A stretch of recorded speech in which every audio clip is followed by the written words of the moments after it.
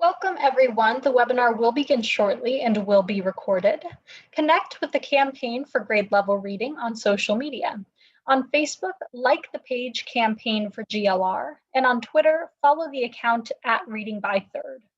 Please use hashtag Learning Tuesdays and tag us to tweet anything you learn from today's webinar, and we'll be sure to retweet. We encourage you to share your questions, reflections, and observations on social media. Once again, we would love to connect with you. So on Facebook, like the page Campaign for GLR, and on Twitter, follow the account @ReadingByThird. The webinar will begin in just a second. It will be recorded and shared with you afterwards. Okay, once again, welcome to today's webinar. My name is Sierra Sanchez, and I will be behind the scenes helping to produce this webinar. I have just a few housekeeping details before we get started. First, we would love for you to introduce yourself, so please use the chat box at the bottom of the screen to share your name, city or state, and your organization.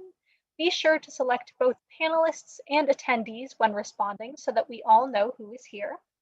All attendees are in listen-only mode, but we encourage your engagement by posting questions in the Q&A box. We will dedicate the last 20 to 30 minutes to respond to the questions you post during the discussion. This webinar is being recorded and a link to the recording will be emailed to all who registered, and we are streaming the webinar on our Facebook Live as well. All resources that you see shared as links in the chat will be compiled and shared in a follow-up email that will be sent to all of you. And we will be posting a brief on-screen evaluation during Q&A and highly encourage you to respond. This helps us with our commitment to continuous improvement at the Campaign for Grade Level Reading. Lastly, before we start, I would just like to call your attention to our upcoming GLR Learning Tuesdays webinars, including sessions in this 3 p.m. Eastern time slot and frequent sessions in the earlier 12:30 p.m. Eastern time slot as well. Next week includes a double header. In the earlier time slot, you can take a deep dive into the work of the Story County Reads campaign in Iowa. Later that afternoon, we will kick off a 3-part series of conversations exploring how the resources included in the American Rescue Plan Act can be leveraged to respond to learning loss and to address the gaps exacerbated by COVID-19 during school hours. The following week will include a funder-to-funder conversation highlighting the roles that state and local funders can play to leverage and extend the poverty-reducing policies included in the legislation. And later that afternoon, we will discuss how communities can utilize the significant funding included in the legislation to support learning during after-school hours and over the summer. We will wrap up the month with a special session in partnership with EdWeek. We hope you will make plans to join us for all of these informative sessions, and registration links will be posted in the chat box. Joining you now is Sarah Torian, consultant with the Campaign for Grade Level Reading. Thank you and enjoy the webinar. Thank you, Sierra, and welcome everyone. Thank you all for joining us for today's GLR Learning Tuesdays conversation, Student Assessment and Learning Recovery, Promising Options to Inform Differentiated Instruction. This past year has posed many challenges for students, their families, and their teachers. And our very necessary responses to the public health crisis caused by the pandemic has had the unintended consequence of significant reductions in instructional time for students across the country. And now we're seeing the results of that in a growing body of research that's indicating that children have experienced significant learning loss. This is especially true for children in the early grades, children in economically disadvantaged families, for English language learners, for children of color, and for children with special needs. And while we've been hearing a lot in the news recently about standardized statewide summative tests, the Campaign for Grade Level Reading wanted to take some time to lift up and explore the very real potential of formative and interim assessments that are administered throughout the year and that can help educators understand where their individual students are and then tailor their instruction and supports to accelerate learning for these students. So that's the goal for today's conversation. And to begin that conversation, I'm incredibly honored to welcome and introduce our panel for today, sharing just very brief highlights from each of their bios. But all of the panelists bring incredibly deep and rich experience to this conversation. So I would really encourage you all to learn more about them by clicking on the link to their longer bios that I posted just recently in the chat box. First, I'd like to welcome and introduce our moderator for today. That's Dr. Tommy Chang. Tommy currently serves as a Senior Advisor for Strategy and Programs at Great Public Schools Now. From 2015 to 2018, he was Superintendent of Boston Public Schools, during which time graduation rates increased and the district had more high-performing schools than ever before. Tommy also brings the experience of being a biology teacher and a principal to today's conversation. So welcome, Tommy, and thank you so much for your continued engagement and support for these online learning conversations. Before I pass the mic over to Tommy, I'd like to go ahead and introduce our other panelists too. First up is Dr. Karen Barton. Karen is an Executive Vice President at NWEA, where she leads the State Solutions Design and Development Team in their efforts focused on statewide innovations in assessment and learning designed to reach all learners, regardless of ability, need, background, school type, or placement. Karen has previously served at Discovery Education and Edmentum and began her career as a special education teacher. So welcome, Karen. Next up, I'd like to welcome Larry Berger. Larry co-founded Amplify in 2000 and currently serves as its CEO. He has led the invention of mobile software to help early reading teachers and next generation English, math, and science curricula for elementary and middle schools. So welcome, Larry. I'm also happy to welcome Dr. Kristen Huff back to GLR Learning Tuesdays. Kristen currently serves as the Vice President of Assessment and Research at Curriculum Associates, where she leads a team of assessment designers, psychometricians, and researchers in the development of online assessments integrated with personalized learning and whole class instruction. She previously served in the New York State Education Department and held leadership roles with several major assessment companies. So welcome back, Kristen. I'm also incredibly honored to welcome and introduce our commentator for today. That's Dr. Lillian Lowry. Lillian currently serves as Vice President of Student and Teacher Assessment and Chief Operating Officer at Educational Testing Service, ETS. Her previous leadership roles include Maryland State Superintendent of Schools, Delaware Secretary of Education, and Vice President of the Council of Chief State School Officers, CCSSO.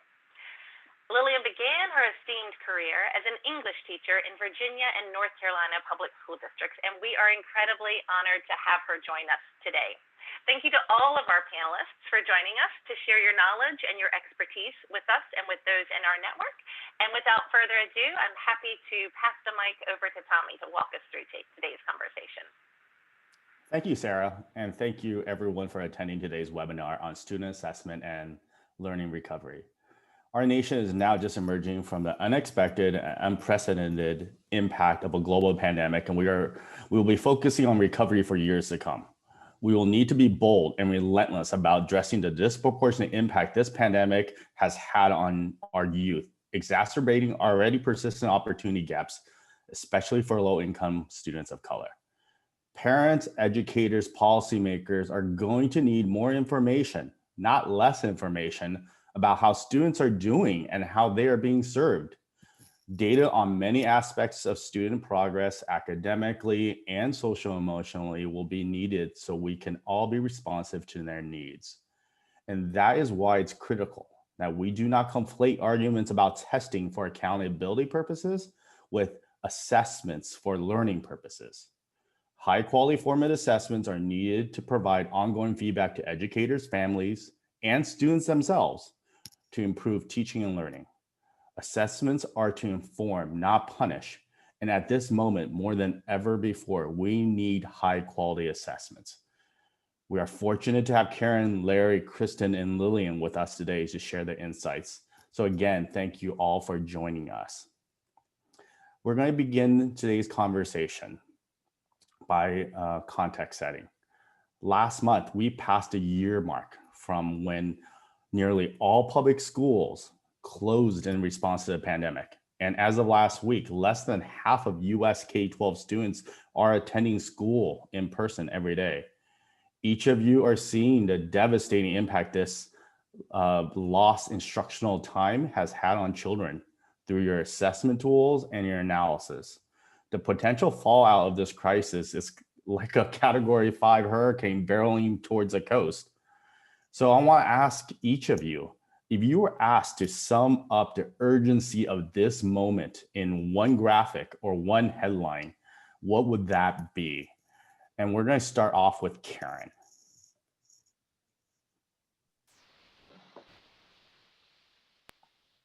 Thank you, Tommy.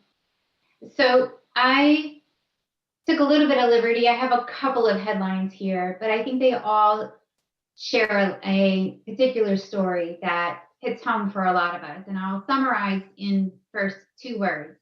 Missingness matters. I am a former special education teacher, and I remember spending a lot of time finding students, making sure I knew where they were, getting them to come to school, and having the courage to do just that.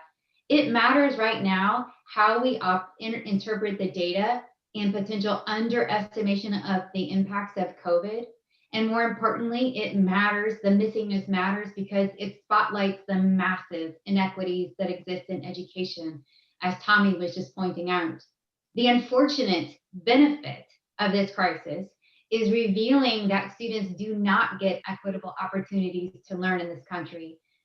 It's been there for a very long time. We're finally starting to have a larger conversation about it. The massive disparities for those in the margins that are exacerbated by the inequities in access, particularly for households of color, of low income, and in rural communities. This is a call to action, and we have a moral imperative to ensure the data, the information, the assessments of whatever form, the feedback that comes from those make a positive difference for all students. Thank you, Karen. Larry, what's your headline? So I mostly want to just focus on what we're seeing in the early grades, because while the gaps are significant and everywhere, the place where we're seeing something where we keep wanting to check our numbers and hope that it's not the case is in kinder and first grade, and which is understandable. These are kids who essentially half of their available schooling time didn't really happen anything like according to plan. And the inability to be in person with teachers, I think, probably has disproportionate effects at that age. So this is a really serious drop from last year to this year. Over on the left side of the screen, it's how many kids are ready, are on track for doing grade level reading. You'd see in a normal year, it's well over 55% kindergarten. That's dropped back to 37%, and a corresponding falling way behind the kids who are most worried about that need intensive intervention to get back on track. Again, these giant increases. And to put it in context, like we can't find a single district in our 20 years of doing this that's seen a decline that looks like this year over year. This is a big systemic problem, and we're seeing it everywhere. It's not really bad in some places and okay in others. And we do have some reports that I think Sarah will share that go deeper on the data.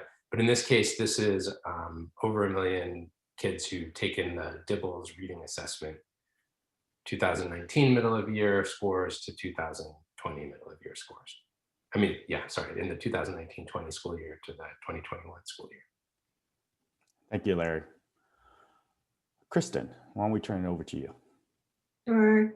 The headlines from our data here at Curriculum Associates, the iReady mid-year diagnostic, follow the same grim tale that we've just heard from Larry and Karen. We are seeing, when we compare our winter data this year to historical trends at winter time, and we look at the percent of students who are performing at grade level, we, with very little exception, see decreases in the percent of students performing at grade level across the board, with acute decreases in early reading, early grades in reading, elementary grades in math.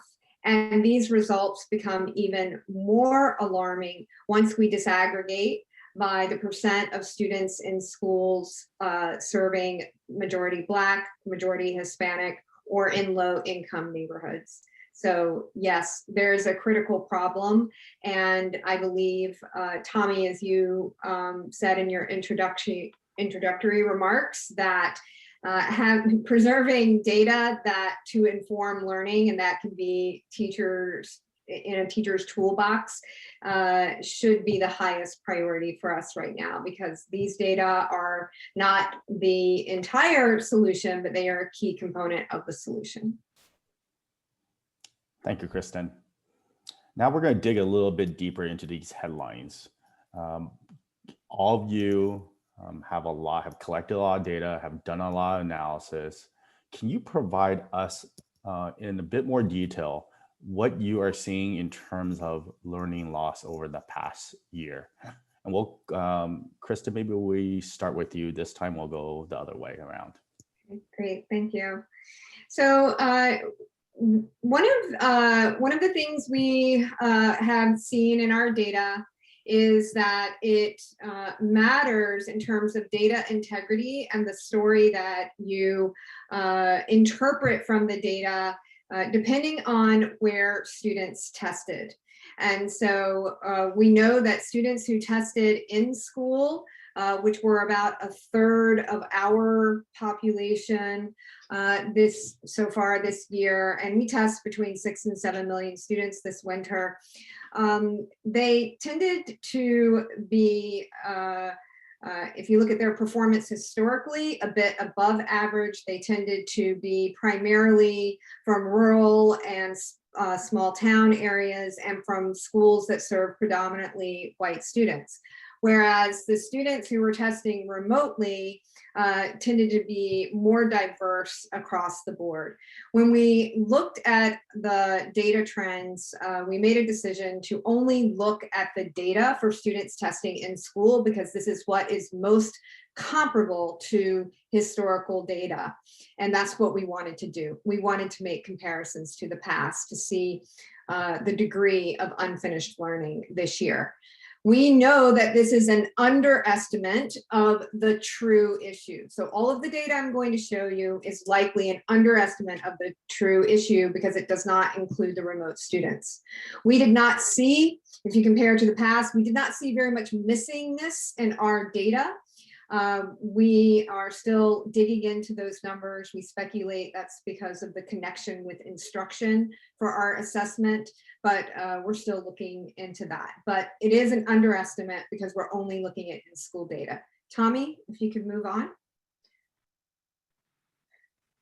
Next slide. Sierra, yes, Sierra. Sorry. So very quickly, what you will see here, gray bars represents the percent of students who are performing on grade level mid-year.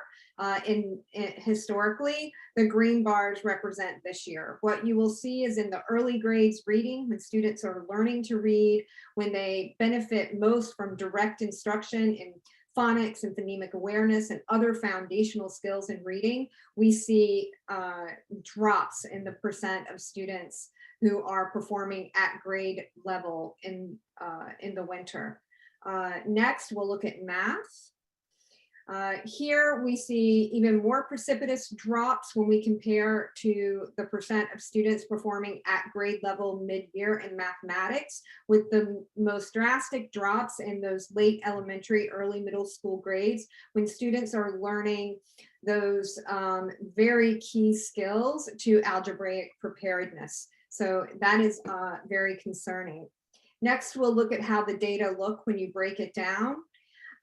Here you see that as you compare schools that serve majority Black students or majority Latino, because historically they have started at a disadvantage in terms of the percent of students at wintertime who are working at grade level, that the drops in that percent of students hit those communities even more drastically. Next, we'll look at this by income and see the same trend. That when you look at less affluent communities, you see a more drastic impact of these drops, given that in the past they have had fewer students at mid-year performing at grade level.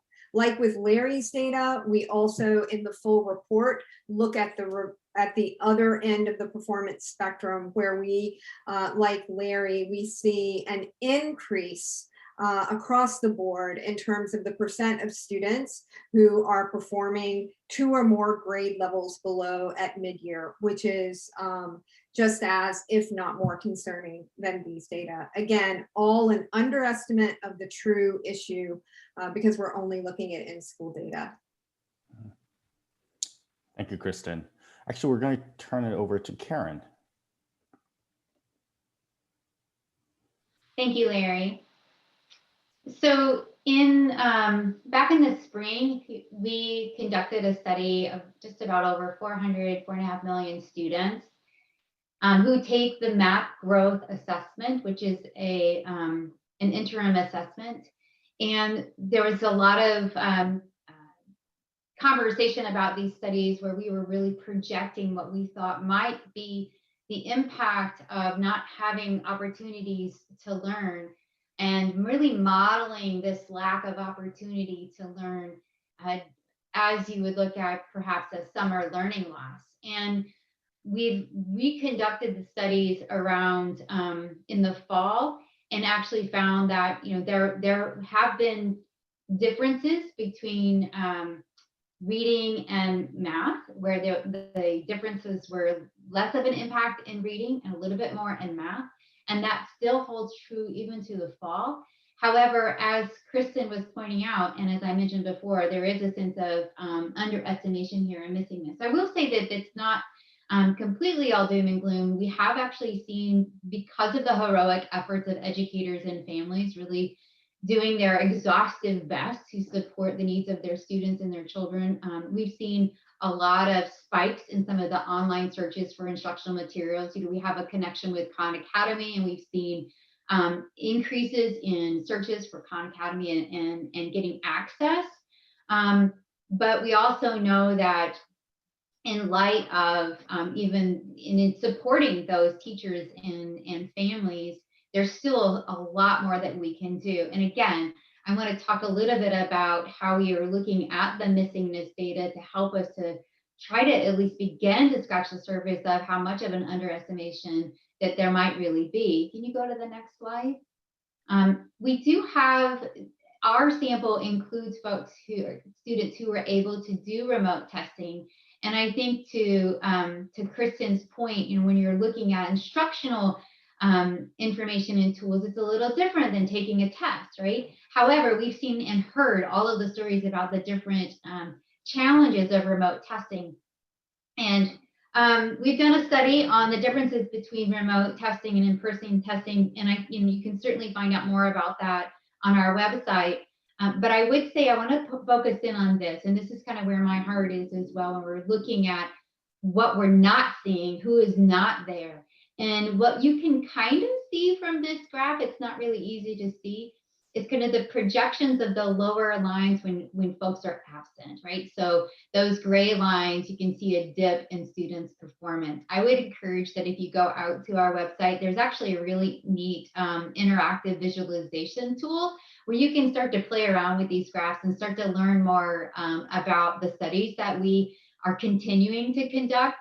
But I think the key here of the findings of this particular research that Dr. Megan Kofeld actually conducted as the lead of that study, that this lack of data is really on our most vulnerable kids. And we have to take all of this data with a lot of caution. So if you look at, and this is also, Kristen and I have been collaborating on these kinds of things for a long time. And as she mentioned, there is a comparability issue here. And so we know that the folks who were assessed, the kids that were assessed in the spring, there's a huge majority of them that were not even assessed at all in 2020, in the fall of 2020.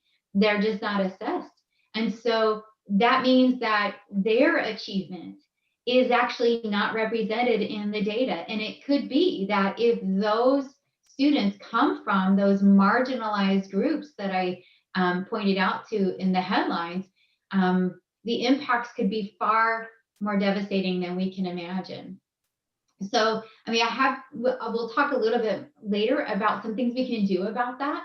But there's certainly quite a bit more in terms of the research that talks about these impacts. I just want to provide the context of caution because we can get into the details of the differences that we see. And I will also point out that Larry's right. There's a large emphasis and concern on kindergarten. We saw some actually inflated scores for some kids taking the kindergarten, first and second grade assessments.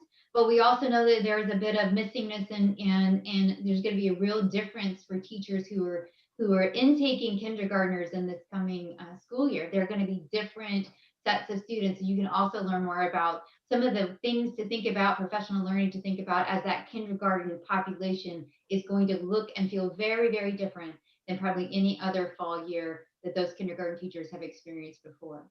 So with that, Tommy, I will hand it over. Thank you, Karen. And we're going to turn over to Larry. Larry, you're on mute. Yeah.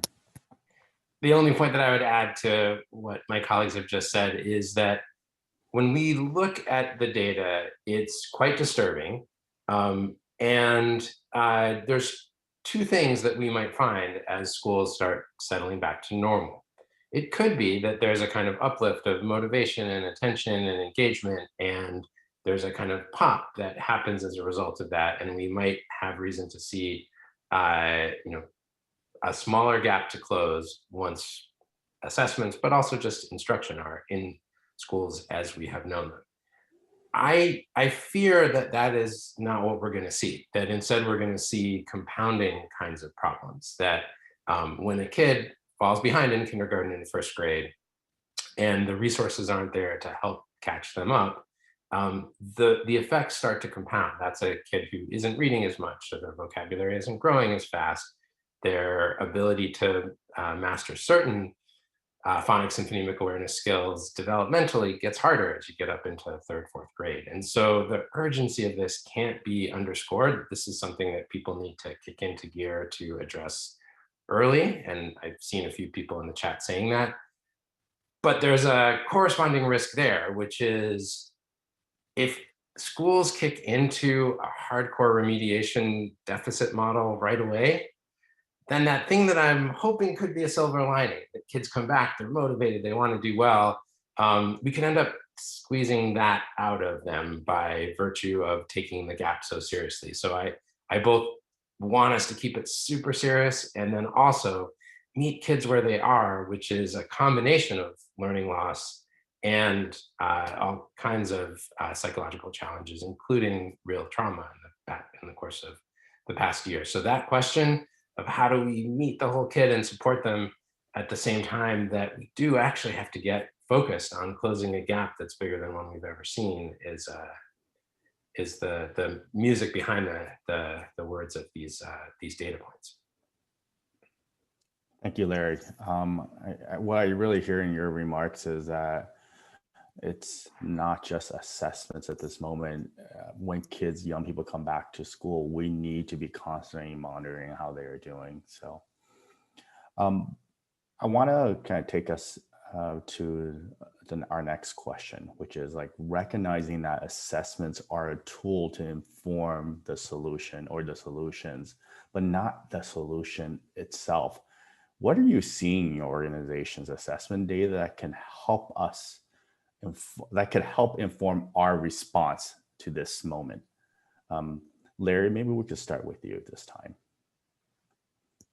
That sounds great. I guess what I would say is the kinds of gaps that we're all looking at are not the kind that you introduce by, or that you address by doing the same thing we were doing last year, but louder, or 2 years ago, but louder.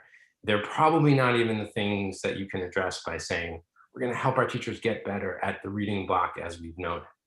These are big enough gaps that we have to find more time, summers, after school, and additional opportunity for reading intervention, but also reading enrichment, like connecting kids back to why reading is fun, why it's powerful. And so that idea that we aren't making a short-term plan, we're making a probably 2-year plan, I don't think it would be wrong to make a 3-year plan to close gaps of this size, and at the same time figure out where there is more time and more resources than we've had in the past. And there is an unusual influx of federal money, unlike anything we've ever seen before. And I think districts are trying some things that they haven't done.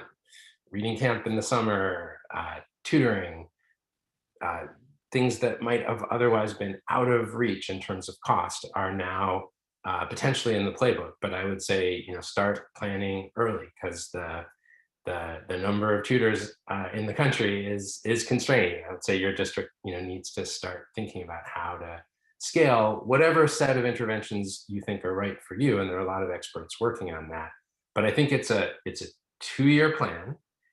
I think it's probably a bad idea to be constantly focused on just how far the journey back to grade level is. I think you have to think about what are some interim metrics that are success moments along the way, closer to where kids are, so they experience intervals of success and the goals that you're setting for them are real. It's not, hey, we're going to get you back on grade level in 2 years. Again, we can't lose track of the fact that this has to be joyful and social and fun, or kids are going to check out even further. That's right. That's right. Kristen. Thank you. So one of the ways that we are using our data to help inform instructional decisions is to make sure that we support models of acceleration, not remediation, in terms of giving teachers and families and students the knowledge of, okay, tell me if tomorrow's lesson or next week's lesson focus is on how to multiply mixed fractions. Here are the 3 prerequisites, or I've even heard the term being used now, co-requisites, to which you need to have exposure and familiarity with, so that you can access the grade level instruction that's coming next week. And but Alejandro, these, given the data we've seen from your performance on the assessment, we're going to give you different homework to help prepare you for access to the grade level material this week. So we're really focusing on how can we help educators, families, and students really pinpoint the best use of their time instructionally, because we simply do not have the time to try to reteach everything or remediate everything. We need to act with surgical precision. Thank you, Kristen. Karen. Hi, thank you. Kristen, I just have to say, I so much appreciate acceleration, not remediation. It's just perfect. If you could just quickly show our slide there. There we go. Yep. Keep going. There. So this really is a question, right? So what is the delta? What is the change? What is the spark that's happening, and how we can actually make a difference right now in all of these students' lives? Not only the folks that can show up to school, but those who can't, those who are marginalized, those who have access needs, those who have technology needs, and those kinds of things. So if we look at what ESSA has purposed in front of us, the purpose of ESSA, we see verbiage very specifically. Tommy, if you could go to the next slide. Sarah. Thank you. Or Sarah, sorry. The purpose of ESSA, as an example, is to provide all children significant opportunity to receive fair, equitable, high-quality education, and to close the educational achievement gaps. This, to me, is a pivotal moment for us to really examine our systems of assessment and learning and instruction, and really asking, are we reaching and providing for all children? Are we ensuring opportunities that are truly significant? And are those opportunities fair and equitable and of high quality? Are we actually closing the achievement gap? I want to just, for all of us, particularly so many of us who've been in assessment and learning and instruction and building for so long, it really is time for us to be really, really honest about our role in contributing to the widening achievement gap. And we now have this social and moral responsibility to address these inequities. It really, to me, is about making sure we focus on, as Kristen said, acceleration and not remediation, and making it even further apart. Larry kind of talked about this. If you focus so much on this is grade level, this is grade level, and then you get an assessment that says, well, you're 18, you're 18 months behind, or you're 2 grades behind, and then the instruction is so focused on catching up that then the gap continues to widen and widen and widen. It will only make things worse. So I think this really is our call to action. You want the next slide? And the reason, what I think is the call to action is this quote by Theodore Roosevelt: "Nothing worth having comes easy." I think for such a long time, we have looked to assessments to do a lot of things. It's the rank ordering of schools and teachers and students in a way that is easy to make some comparisons. We have 20 years of psychometrics at least that have really focused on not leaving any child behind, really, and making sure that all kids are able to come together and learn, but we haven't really been able to do that. So I think that truly closing that achievement gap and measuring our impact on key factors that contribute to closing that gap means a lot of hard work.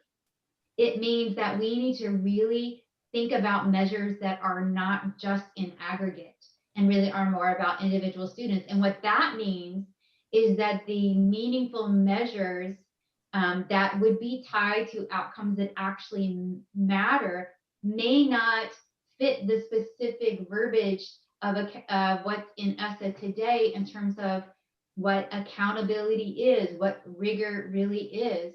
I think years ago, there were these rich performance tasks that folks were really pushing for, and they got shot down because they didn't have the level of population statistics of rigor and psychometrics. And I think it's time to really be open to other kinds of measures of outcome, how we understand the full context of what's going on with students and what's going on when they take their assessment. What does it mean to have school improvement? How do we make sure that everyone has access at the right level? We have to look at accountability models that encourage program level measures of effectiveness and be open to the impacts of teaching and student teacher relationships on that effectiveness to allow for reliability and validity to move beyond the population level statistics and view. So if we believe that teachers, for example, are going to teach to the test, we need to make sure that the test or the assessments actually best reflect really high quality teaching. Right? So that's hard work. The qualitative measures, and I know that some accountability policies are starting to open up. We know that ESSA says we can have more than just a single score. It takes more. We need to really think about theories of change. We need to think about outcomes that matter, and we need to come together collaboratively from policy on the federal level down to the district and school level, so we can build systems of assessment and learning that actually start to address access, learning inequities, professional growth, and really provide proof that we're actually helping all kids learn and that we're hitting those outcomes at a really high quality level, and then closing the achievement gap.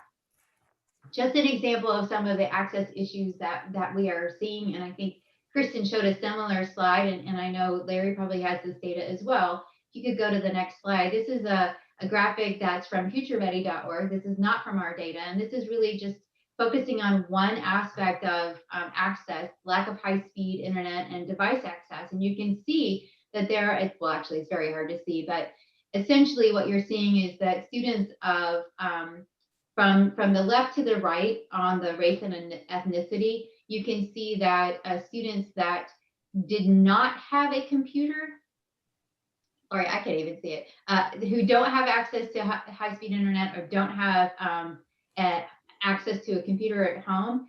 If you look, there is Asian, white, Black, Latino, and then American Indian and Alaska Native. So it continues to go up in those populations or subpopulations. Income, you can see that the lower income, there are far more folks who don't have access to connectivity as well as hardware. And then in terms of location, so on the left side there, that's the rural location. And I actually happen to live in a pretty rural place. And I'm excited to see that there are other partnerships that are budding, and we need to encourage more of this. And that is around, for example, leveraging the CARES Act, which you'll see on the next slide, to bring a satellite program to kids who live on an island. And it's a long time to get to that island. It's only accessible by ferry. And this is an example of how internet providers are coming in and partnering. So I think that we need to really look outside of education, even to really think about how we influence policy, how we come up with better solutions, and start to take care of those marginalized issues that we can, and make sure we provide that context around interpreting any kinds of impact data and knowing exactly what to do with students and helping them to grow, to accelerate, and not just focus on their remediation as we move forward. Thank you, Karen. I really appreciate your comments about performance tasks. This is work that has been done in years past, and performance tasks are assessments for learning, not of learning.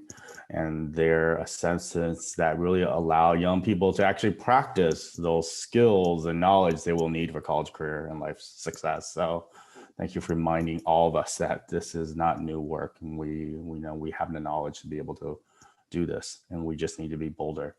I want to go into our last question. It's a very loaded question. And Karen, I think you started addressing some of this, so I'm going to turn it to Larry and Kristen for this last question. What is needed to build a capacity of educators, schools, and families to understand and utilize all this data? We've been like super transparent as a country about COVID testing and COVID vaccination in our collective fight against this virus. How can we do this, take the same sort of approach, be super transparent about data? How can we achieve that level of transparency, engagement in education? And if you can also comment, like, given the progress we've made over the last year to narrow the digital divide, how can technology be utilized to meet students, meet children where they are and help them progress? And I just want to say a caveat, like, we've made progress, we haven't closed the digital divide. So Larry, maybe I could turn it over to you first.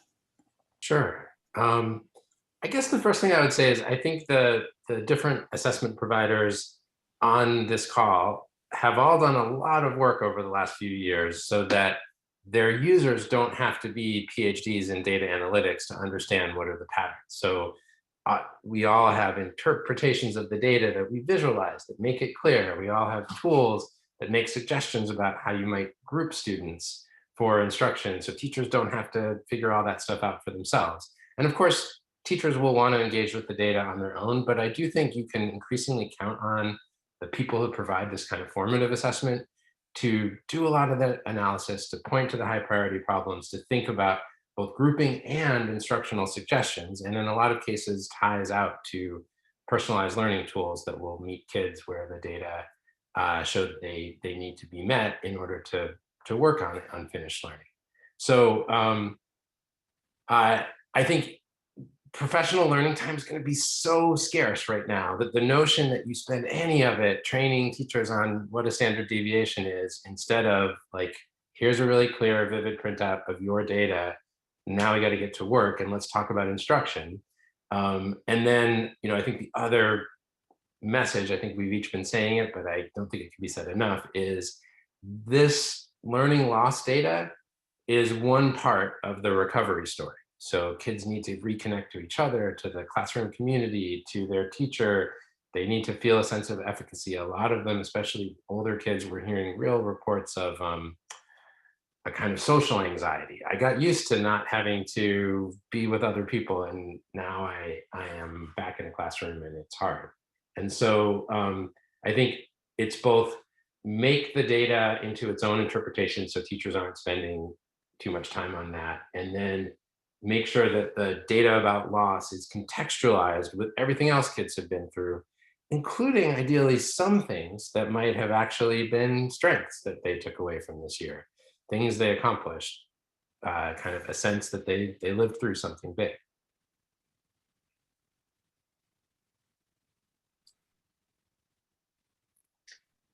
Thank you, Larry. Just wanted to make sure you finish your last thought. Why don't we close up with Kristen? Yeah, thank you. I agree with everything Larry said. So just building on a couple of points. The materials produced from the assessments must be actionable instructionally. And I wish every district leader, every school building leader, every teacher who is making a decision about whether or not to administer assessment ask first and foremost, how is this going to help me help my students? And if that answer is not clear, or if they have to go get a dissertation in psychometrics in order to figure out what to do with the report, the answer is probably it's not a good use of your time. However, data from assessments is only the starting place. Yes, the data need to be actionable, but without high quality instructional materials, you're at a loss. So that the focus has got to be there. There's great guidance out there about what constitutes high quality instructional materials, and I hope that there's a renewed focus on that. And there's got to be coherence. There's got to be coherence in the system between assessment and curriculum and instructional strategies and professional development, what's being focused on there. With all of these new programs, tutors, summer boot camp, all of that needs to cohere. And if not, the fragmentation is going to undermine any goals. And last but not least, just keep the accountability pause off the assessments designed to inform instruction. That's all I've got to say. Just let the teachers have these resources and tools to inform their instructional actions and not have to be burdened with any sense of accountability. Thank you, Kristen. And thank you, Larry, and thank you, Karen, for your remarks. I want to welcome Dr. Lillian Lattery into the conversation. Dr. Lattery, you have experience with student assessments in a wide range of roles, from the classroom teacher to school leader, system leader, and also in your leadership roles in both Delaware and Maryland, and as well as the president of the Council of Chief State School Officers. Now, in your role at ETS, what comments could you offer about these presentations you heard today and the urgency they conveyed, and how student assessments can be utilized as part of our collective response at this moment? Thank you so much, Tommy. And I really appreciate the presentations. And we know that people are out there working on behalf of our students and teachers to get progress at the forefront of our minds. What resonates most with me from the panel discussion is the recognition that while we can support teaching and learning with remarkable formative assessments and resources, curricula, if we don't also support vigorous assessment literacy development for teachers and leaders, we will not realize maximum usage or the power of student performance data. The student performance results are the most salient, and I hear people, I'm with you on the accountability as we're just trying to reset the whole playing field for our kids. The student performance results are the most salient outcome of formative assessments in constantly monitoring students' academic growth and skills mastery. It has been my experience as a teacher and a leader that teachers must view any support as additive to assisting them in their daily responsibilities with their students. And these formative resources, based on the data that we gleaned from them, provide the kinds of data that the teachers need to make decisions about teaching and learning. And we're going to have to make some quick decisions for a very heterogeneous group of kids in time. Each of these presenters has shared ways that formative and benchmark assessments can provide ongoing, actionable data to support teachers and curriculum specialists as they customize teaching and learning to address student needs. And as noted, after a year of uneven student engagement as a result of this pandemic, the kinds of data that these assessment developers provide are critical in discerning and addressing the urgency of ensuring that students are back on track for academic success. I'm going to give you a personal experience with one of our presenters. As Delaware's Secretary of Education, I work very closely with Larry Berger and his Amplify team to provide data coaches for schools across our state.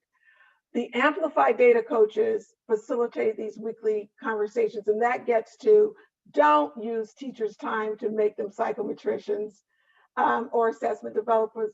Let's bring in experts to help them with that. And that's what Amplify provided for us.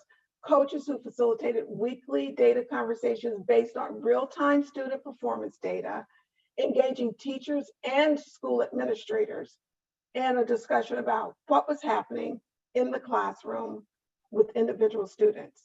And there was a requirement that administrators had to participate in those sessions because they create the environment for success.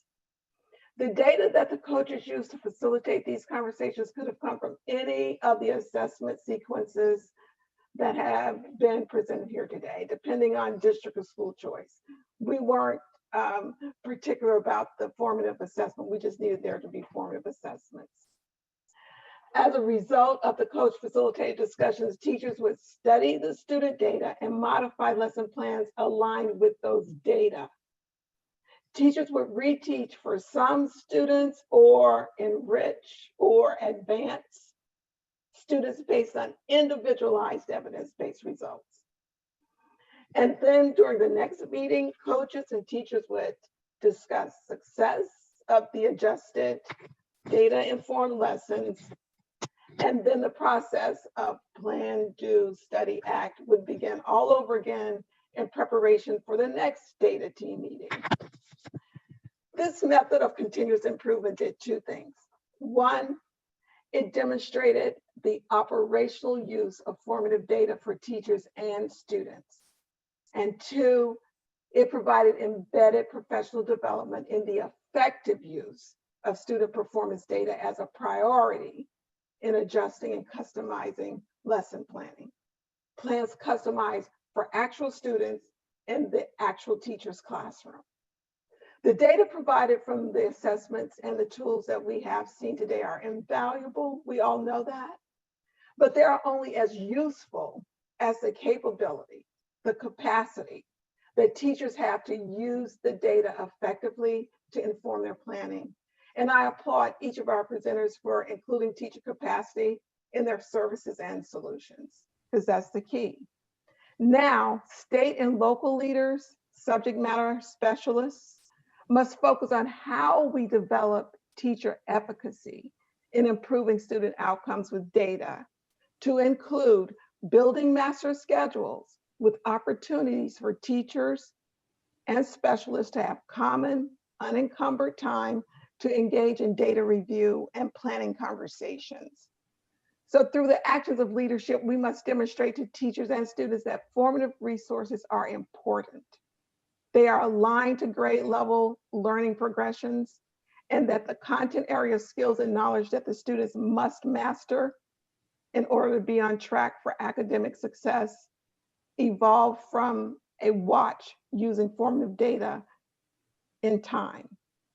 And then we must immerse educators in habits of continuous improvement, wherein they are constantly studying formative data results, modifying teaching and learning based on those results, and then acting to address areas of strength and areas of needed improvement as they plan for individual student success. And this helps our teachers not to become overwhelmed.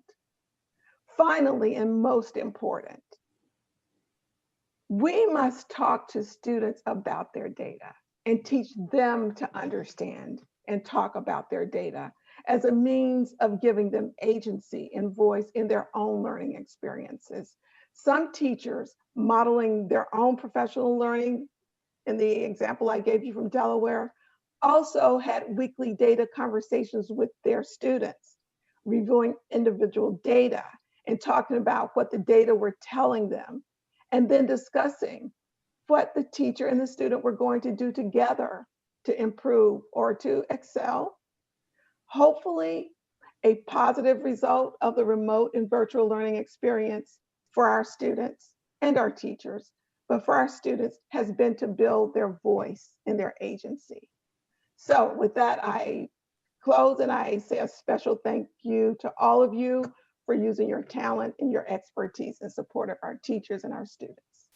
Thank you. Thank you, Dr. Lowry. We are going to begin transitioning to the Q&A section. And just as a reminder, you can put in your questions in the Q&A box. And I see that there are questions have been posted. There are still some open ones, and there are ones that are that have been answered. So as we transition, I would love to bring in Alejandro Gibbs de Gac.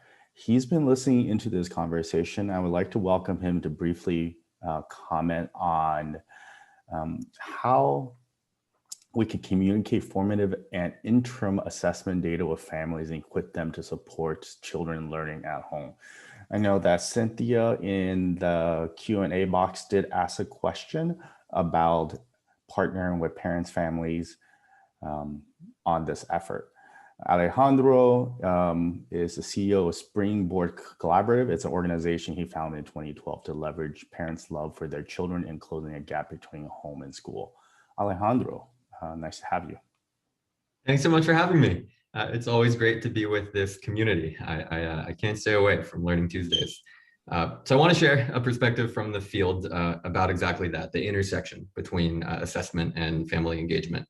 According to research from Learning Heroes, 93% of K-8 parents believe their kid is reading on grade level, even though in reality, we know that only about a third of kids actually are reading on grade level. Low-income parents in particular are flying blind. They don't realize their kids are falling further and further behind, which makes it exceedingly difficult for them to be the full-throated advocates that they want to be. So I think it's incumbent on all of us in the education sector to put data and assessment in the hands of parents. For our part, Springboard is developing a parent-facing literacy screener, PFLS, or PIFLS if you like, that any family anywhere can use to assess and understand their children's reading development. And I think that's something that can apply to any subject area. That, I think, will make parents more savvy and demanding consumers of their child's education. It'll also ensure that parents and teachers share a data set through which they can engage in goal setting. COVID has laid bare the fragility of classroom-based assessments, which makes home-based assessments a pandemic-proof solution that doesn't come at the expense of instructional time within the classroom. Big picture, I think that democratizing assessment is going to unleash a groundswell of parent activism that can flip the power dynamic in school systems. Districts in high-income communities feel primarily accountable to parents. Districts in low-income communities have demonstrated less accountability to families, at least in part because these parents are in the dark about their children's learning. Turning on the lights, I think, can be a catalyst that'll ultimately make schools more equitable places that value parents as experts, that invest in them as partners, and that are accountable to families regardless of race or income. I'll share one more idea briefly, because Tommy, what you shared, I so much appreciated your framing about assessment for the purpose of learning versus assessment for the purpose of inspection. And I think that it isn't enough just to share data passively with parents. When we do focus groups with families and we ask them, of everything you had access to, what most helped you to support your kids' learning, far and away what parents tell us, it's setting and achieving a goal with my kid. especially families that are having that experience for the first time. It's a transformative one that has implications far beyond even just literacy. So Springboard's done a lot of work to codify a methodology through which parents and teachers can use data to team up and help kids reach learning goals. We've open sourced it. I'm going to run through it really quickly in case it's of value to the broader group. We call the method Family Educator Learning Accelerators, or FELA for short. They're 5 to 10 week cycles during which parents and teachers are working together to help kids reach goals. And they've got these 6 basic sequential steps, which I offer as a framework to kind of embed assessment into action.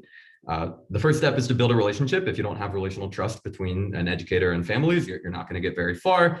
In the before times, you could do that easily through a home visit. In the current moment, you can do that through a virtual team building huddle, but it's some moment to form your team. Step 2, you measure a baseline in student learning. You can't set a goal if you don't know where you are today. Step 3, that growth goal, it has to be achievable within a 5 to 10 week window is what we've learned. Any shorter than 5 weeks, and it's not quite long enough to produce a habit. Any longer than 10 weeks, and the finish line is just so far away that it's not motivating to educators and families as they seek to build a new habit. Step 4, practice, practice, practice. Kids need to practice with their educators, whether it's in person or virtual, whether it's a tutor or the teacher of record. Kids also need to practice with their families at home. We built an app to guide that daily interaction so that even a parent that isn't themselves a reader can still be a confident and successful teacher of reading. And finally, the whole team needs to practice together, families and educators, at least 4 times over the course of the cycle in order to share skills and create mutual accountability. Step 5, at the end of all that practice, you have to assess again. You have to know if you made progress toward the goal or not. It's not just a moment in time. And then the very final step is to celebrate together. Punctuating the experience with a quick win is what crystallizes longer lasting habits, both for the educators for whom the light bulb goes off. Parents are the co-teachers I never knew that I had, and they continue to do that in their practice. You don't put that back in the box. And then also for the families that have that experience of setting and achieving a goal with their kid, that creates a virtuous cycle and an upward spiral. So I mentioned all of that as a potential way to think about assessment in order to help families and educators not only share the data, but also share a goal and be teammates in reaching that goal. Thank you, Alejandro. I really appreciate how what you stated, like start with a relationship. It helps educators address these learning gaps with a lens around cultural responsiveness as well. And these like the sprint cycles you talked about, building these habits, because behaviors will also change beliefs about families. So it's great that you said that. Love to kind of open up to the rest of the panelists and to share anything more you want to add around, what is this what's the opportunity we have here to quote, build back better?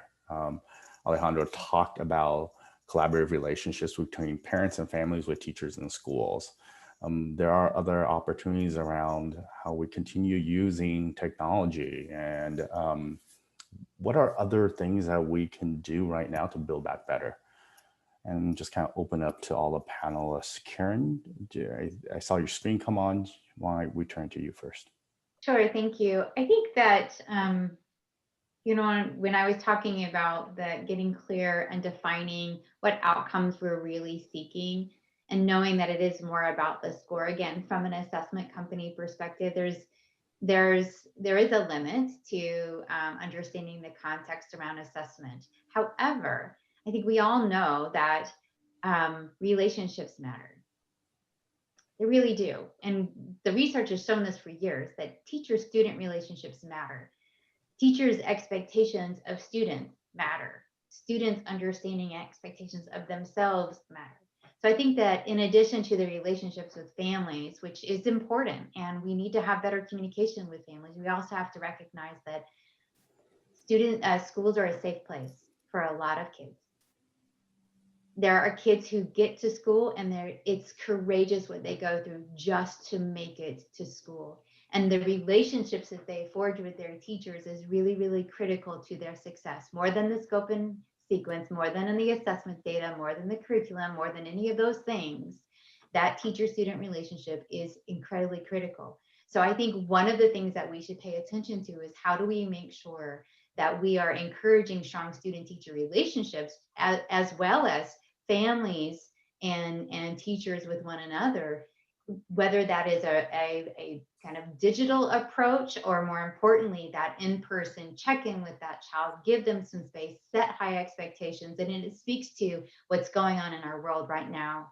How do we look at one another without those kinds of biases, or having those biases in check, and being observant to our own biases, so that we don't have a student who walks in the door the first day of school, you have their packet of information, you've looked at all their test scores, and whether you believe it or not, you've made a judgment about what they can't do.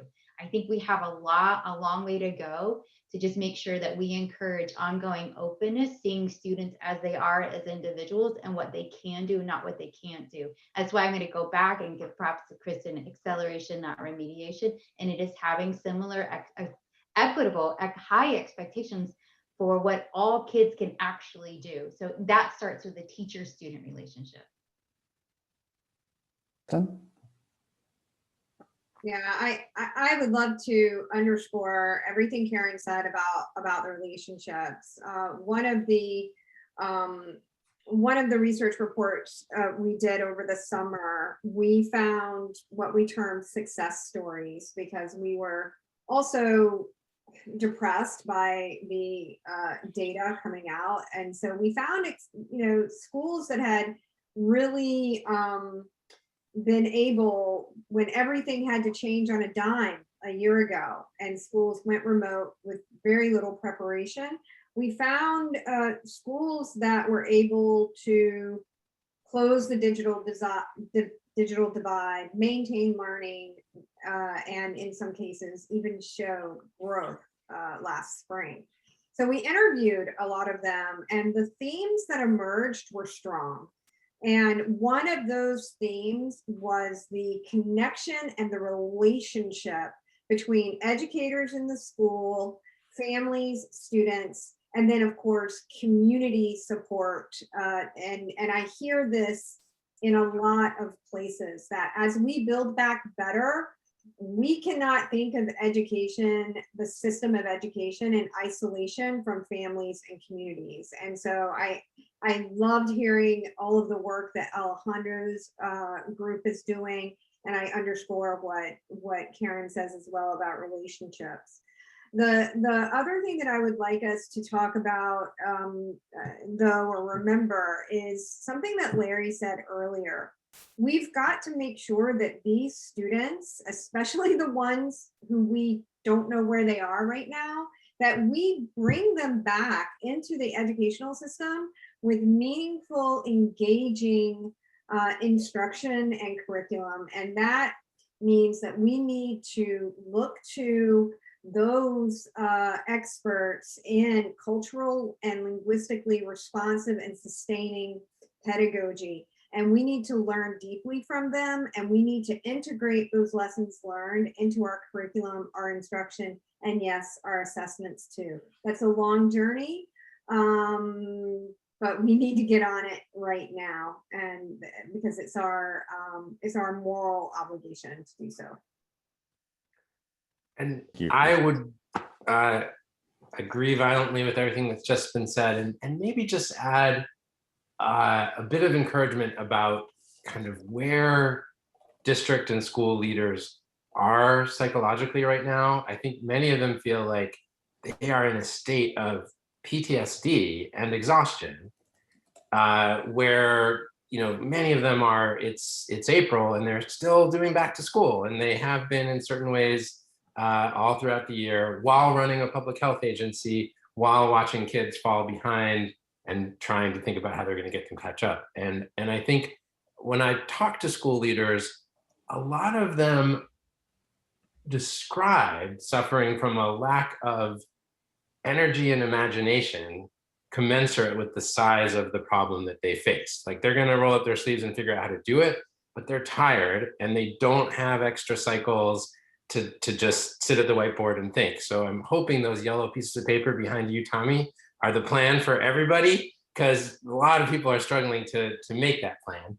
And all I would urge is that all of us who work with and in and supporting schools to encourage people to think big at this moment. Like there's a rare moment when the Congress just decided to send a whole lot of money to schools, an unprecedented amount that they never have before. And what they're saying with that money is like, we invite you to do something big. We invite you to bet on something that will help your schools and your communities recover. And I worry that sometimes at a moment like this, at the end of the year, we did a few small things. We spread some peanut butter here and there, but we didn't actually make some big bets on a long-term view about what's possible. And there are starting to be some good frameworks that are out there. I think I've seen some in the chat for just thinking about, well, what are the places I could invest these resources that are likely to have real evidence-based hopes of delivering outcomes. Larry, sorry, I don't have the solutions behind here. Just trying to get myself to even like wake up and take a shower on time these days. Oh yeah, that's your grocery list. I really appreciate you just with deep empathy, just explaining what educators and families are going through right now. But as you shared, there is this immense opportunity. There is a massive, probably once in a century infusion of dollars, and we don't want to continue doing the same things. We want to use these resources to make some big bets. So I would love to hear from others, like let's build on that. What are some of the big bets that you think we should be doing? Are there bright spots that people have seen? I know Karen talked about performance tasks. Is that a big bet? What are some other big bets?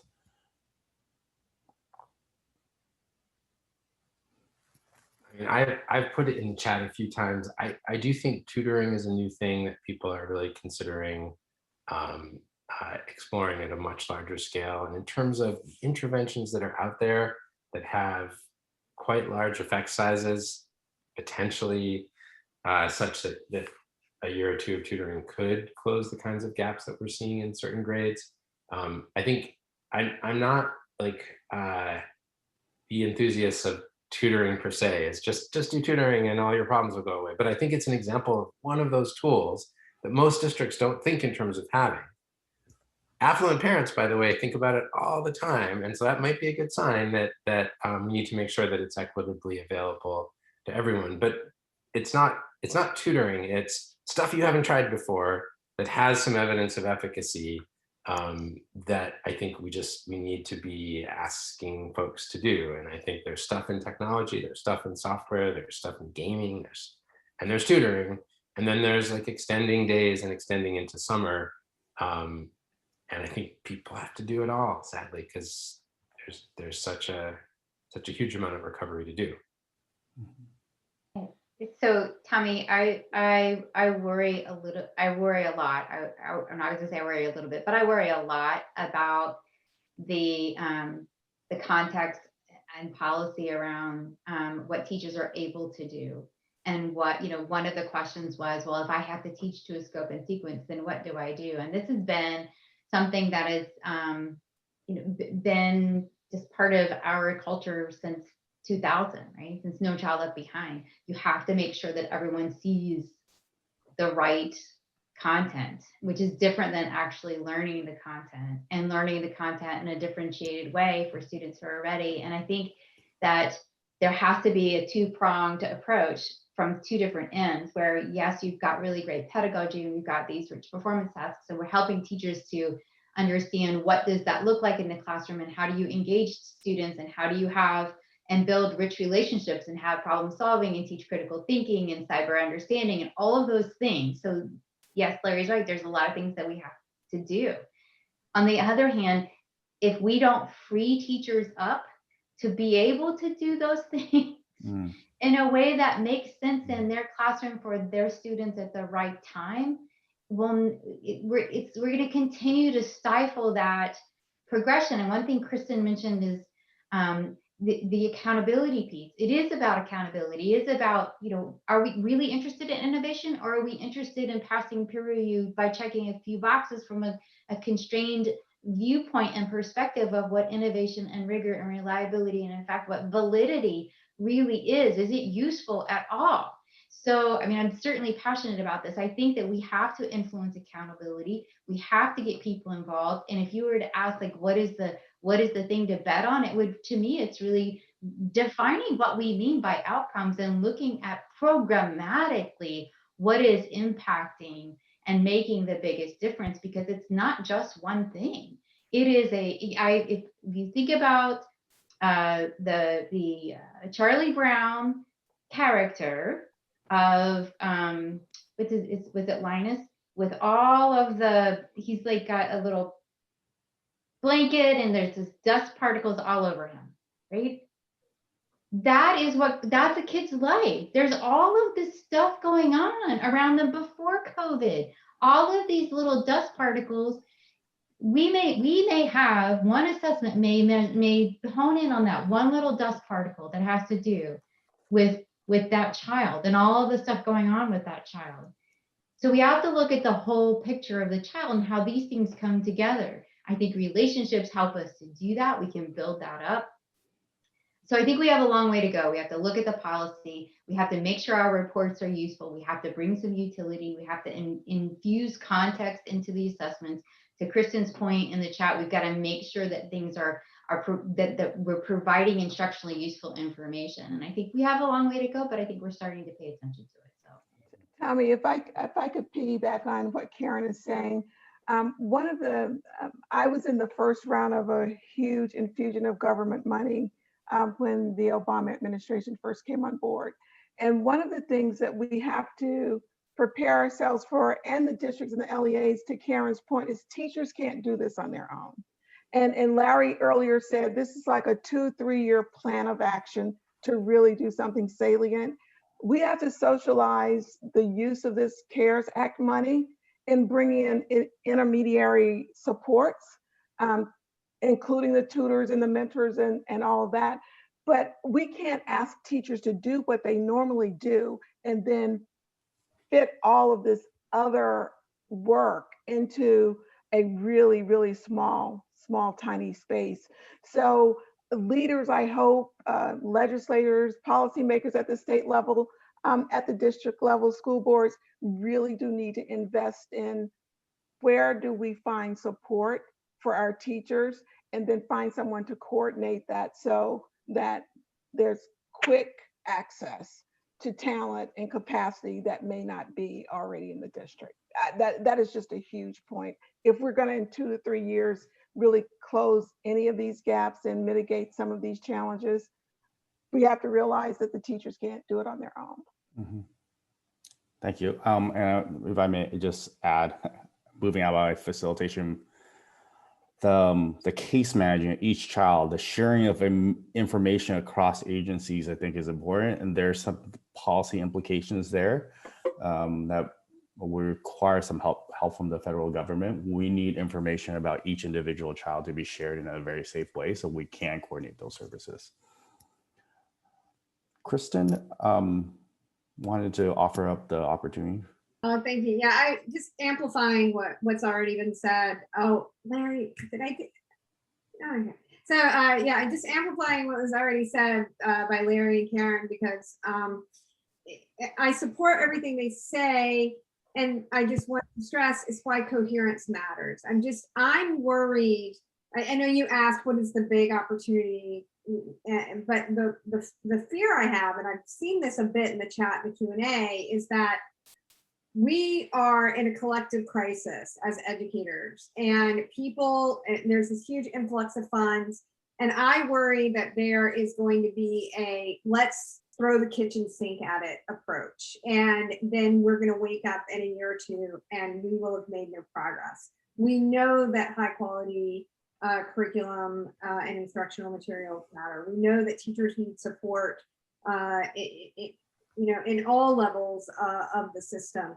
And we know that coherence matters. If your tutoring program that you're doing after school or over the summer doesn't cohere with your curriculum, and then your assessments are just over here in a silo, that's not going to help anyone. So coherence, I think is a big, it's our opportunity to prioritize coherence and to make sure that every student has access to high quality instructional materials and curricula. We have a poll that just came up. I want to encourage folks to take a look at the poll and answer it. As we wind up our Q&A, there is a question I would love to hear folks' opinions about.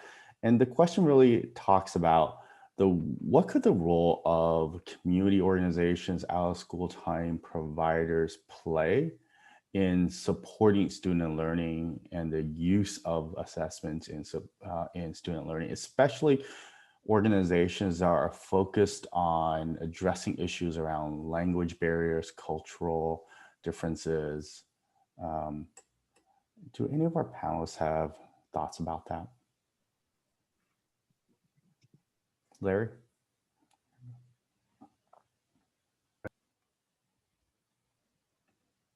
You're on mute.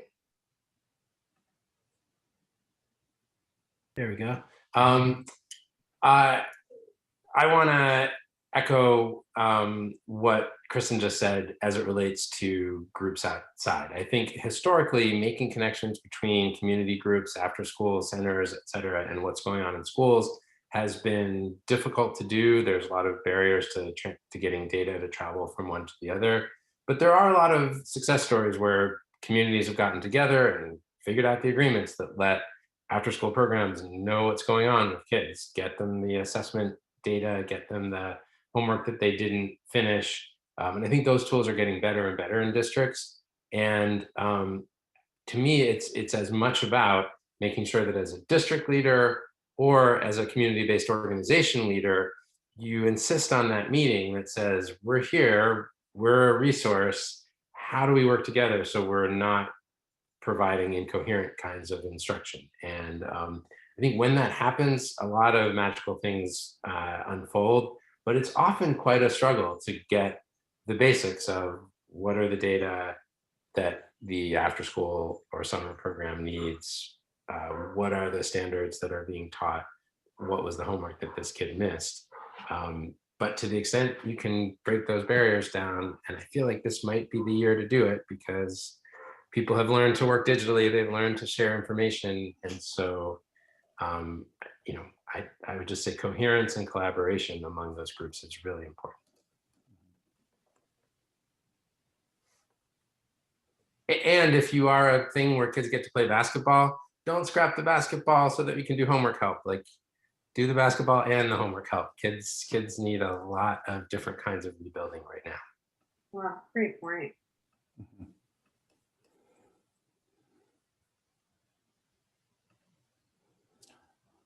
Okay, I think we're wrapping up. Sarah, maybe I turn it back over to you.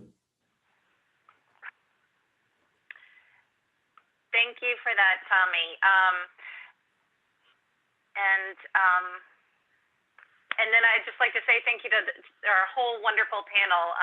Thank you to Tommy for navigating us through this really rich conversation, but also to Karen Barton, to Larry Berger, and to Kristen Huff for sharing their insights on how we can assess and understand where kids are, talking about all of these key points, engaging parents, focusing on coherence, supporting with empathy the teachers, and providing them with the space and the training and the capacity to really utilize this data.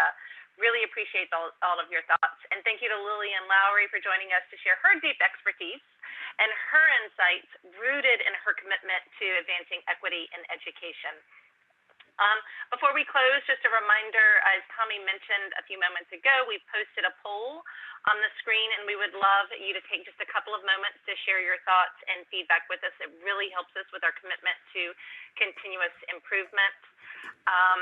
And then also a couple of things, there were a couple of questions that came up in the chat and in the Q&A box, so I wanted to direct you to some of the upcoming sessions that we have. If we could bring that slide back up. We were just talking about out of school time providers and how to utilize that time and support them in reinforcing our efforts as educators to accelerate learning and address learning loss. We've got a conversation on that very topic week after next, so Tuesday, April 20th.